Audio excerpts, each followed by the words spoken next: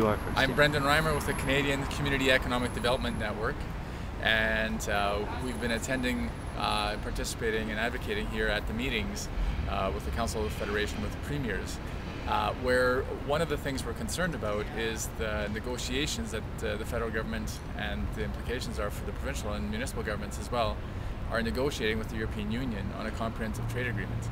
Our concerns are in particular that they're looking at granting full access on all procurement tenders and bids and contracts to European multinationals. And we think this is a huge problem because municipalities and different quasi-governmental organizations need to retain the autonomy to be able to make strategic purchasing decisions that take into consideration a broader range of options. The cheapest price is not always the best option, not for government, not financially, not for all of us. There are times when there needs to be consideration given to stimulus in certain economic regions, in our provinces and in our cities, in our neighborhoods.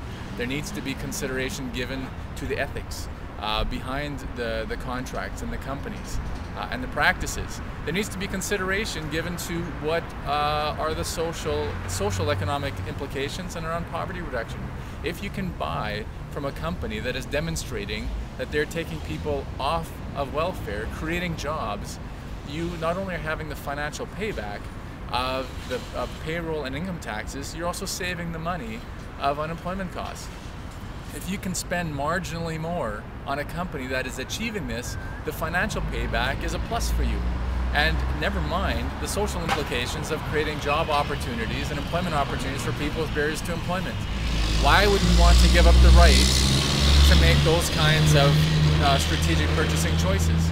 If you have a community, a neighborhood, whether it's in a rural community, a First Nations community, inner city neighborhood, that is really disinvested and struggling, and you have poverty, why would you not sometimes make strategic purchases that create jobs and support businesses in those kinds of neighborhoods? And you support families and you reduce poverty, and when you have less poverty, you have less costs associated with poverty.